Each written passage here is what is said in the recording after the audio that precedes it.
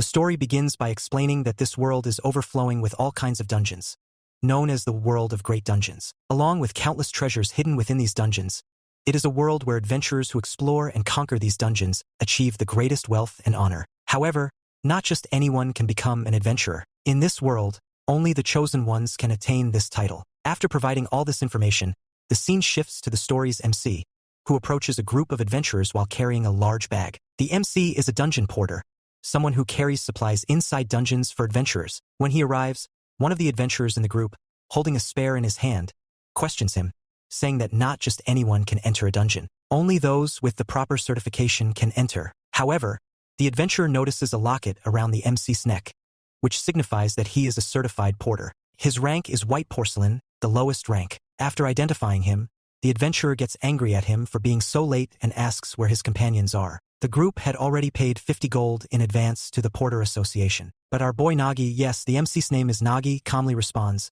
explaining that he is a special type of porter who charges 50 gold per day for his services. The adventurer sarcastically laughs and scolds Nagi, mocking the Porter Association for thinking that they could send just one person to handle the job. He remarks that the association must think they all fools, sending only one porter when at least 4 or 5 are typically needed for a dungeon expedition. He asks what Nagi plans to do on his own. Nagi tries to explain himself, but the adventurer refuses to listen. Instead, he points at the pile of gear and tells Nagi that his job isn't just to carry the loot from the dungeon. They also expect him to carry all their supplies. Looking at the pile of equipment, Nagi silently takes off his bag and begins loading all their gear into it. To the adventurer's surprise, everything fits easily into his seemingly ordinary bag. They are shocked and start bombarding him with questions. What kind of bag is that? Is it heavy? How will you retrieve the items from it? Can we get a bag like that too? Nagi answers all their questions with a single reply. This is a special bag that others can't use. Hearing their conversation, the leader of the team steps forward, interrupting them. He looks at Nagi and says, "He will hire you as our porter. But if you fail to handle the work for all 5 of us, he will face the consequences." The leader then orders everyone to organize their gear since they are about to enter the dungeon. As Nagi follows behind the group, he smirks to himself, thinking, he is a professional porter. Once this dungeon raid is over, he will make sure they're all satisfied. And later, it will be revealed just how Nagi plans to satisfy them. In the next scene, the group enters the dungeon. As they proceed, one of the adventurers accidentally steps on a trap, causing sharp spikes to emerge from the ground. Despite such dangers, they continue moving forward cautiously. However, as they advance, a horde of goblins suddenly ambushes them. The adventurers quickly prepare for battle, and their leader commands everyone to attack the goblins. After defeating the goblins and other monsters, the leader begins scolding the group, warning them not to let their guard down. Meanwhile,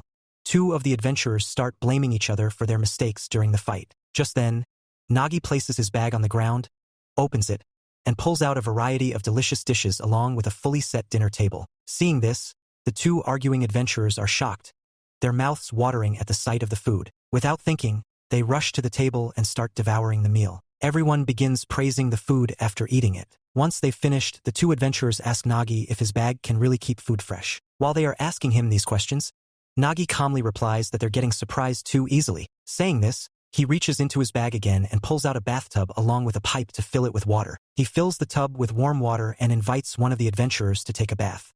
As the adventurer soaks in the tub, he feels like he's bathing in a hot spring in a snowy mountain. Seeing him so relaxed, the rest of the group is tempted as well. But as they begin to relax, the leader angrily scolds everyone, asking if they've come here to take a vacation. However, the leader himself is unable to resist the temptation. After watching the others, he changes his mind and also takes a turn in the bath, finally allowing himself to relax. Nagi stands a little ahead, drying his hands, thinking to himself that outsiders believe clearing a dungeon is an extremely difficult task because of the need to face many powerful monsters. But in reality, the true challenge of clearing a dungeon lies in the tension and stress within the adventurers themselves, which often forces them to face failure. Moreover, a dungeon porter is ultimately entirely dependent on the adventurers they accompany inside the dungeon. This is why he helps everyone as much as he possibly can.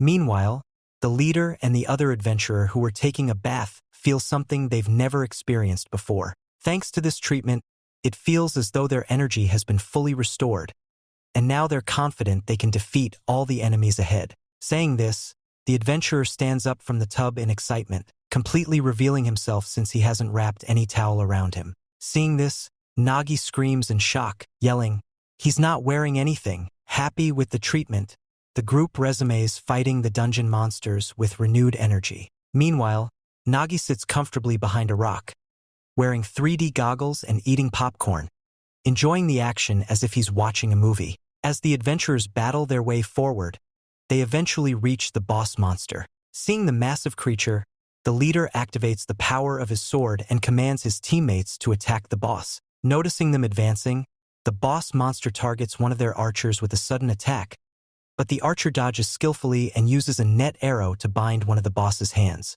However, the boss retaliates with its tail, striking at the group. Thankfully, the tank raises his shield just in time to block the tail. Seizing the opportunity, the leader swiftly cuts the tail into 2 pieces. Enraged by the loss of its tail, the boss monster lets out a deafening roar and counters by breathing blue flames, aiming directly at the leader. Witnessing the intense battle, Nagi sits behind the rock, thinking about how he can help.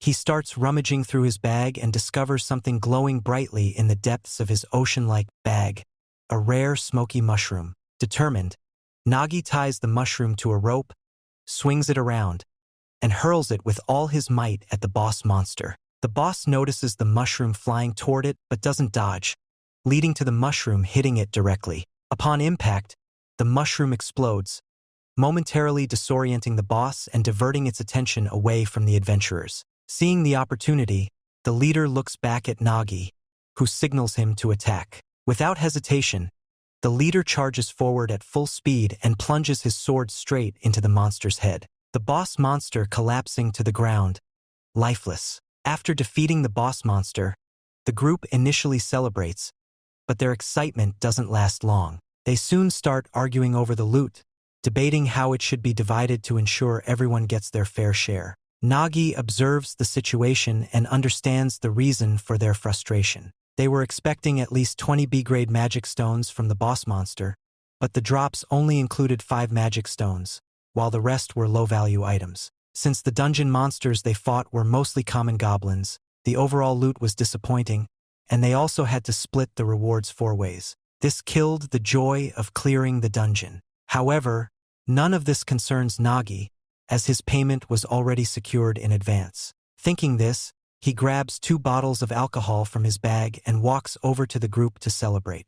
Seeing him approach, the leader compliments Nagi, saying he did a great job by throwing the smoke grenade at the boss monster. He calls it Nagi's luck to have found such a useful item. Hearing this, Nagi modestly replies that he only did a little, calling it part of his humble skills. At this point, another adventurer steps forward, saying that he has never seen anything as amazing as what Nagi just did. However, the adventurer's expression suddenly changes, and with a sly smile, he remarks, "His bag keeps producing all kinds of amazing items without end." The greed in the eyes of the adventurers becomes apparent as they start eyeing Nagi's bag with ill intentions. They begin to think that if the bag can store so many items, it must also be holding treasures far greater than what the dungeon offered. Slowly, their focus shifts from the loot to Nagi's bag, and they seem ready to take it from him by any means necessary. Sensing the change in their demeanor, Nagi starts to feel strange. Before he can act, an arrow suddenly flies through the air and shatters the wine bottle in his hand. Shocked, Nagi barely has time to process what's happening when another arrow comes flying toward him. This time, however, Nagi notices it in time and dodges it. The archer, frustrated that his second arrow missed, speaks up, saying that he has no intention of killing Nagi painfully. He explains, "As adventurers, we face countless dangers and hardships in dungeons, risking our lives every step of the way. After all that, it would be unfair for us to leave here empty-handed. That's why you can't blame us for taking what we deserve if you fail to pay proper tribute." Meanwhile, Nagi gets up from the ground, brushing himself off, and thinks to himself, he expected this to happen the moment he took this job. He knows that the death of a dungeon porter is considered a common occurrence. Even if they kill him here, people would simply say he died at the hands of goblins, and no one would question if something strange had actually happened. He reflects bitterly, no matter how much he helped adventurers, in the end, they treat him like a tool. The appreciation he saw on their faces for his efforts instantly turned into greed the moment they saw the loot inside my bag. But this is normal in this world. In a world where one's occupation is determined the moment they are born, the treatment of a porter, the lowest ranked job, has always been the same. and nothing has ever changed. We are then shown Nagi's past, a time when he first received his ability, the magical bag. Ever since then, people around him looked at him with disdain and contempt. When he went to the Adventurer Guild to register as an adventurer, even the receptionist dismissed him coldly, saying, with the ability he has, he can't register as an adventurer. He has already told him 100 times that his profession is transportation. If he still want to participate in dungeon raids, he has to register as a dungeon porter. With those words, the receptionist stamped his documents, sealing his fate. From that moment on, the world had decided that Nagi could never become an adventurer.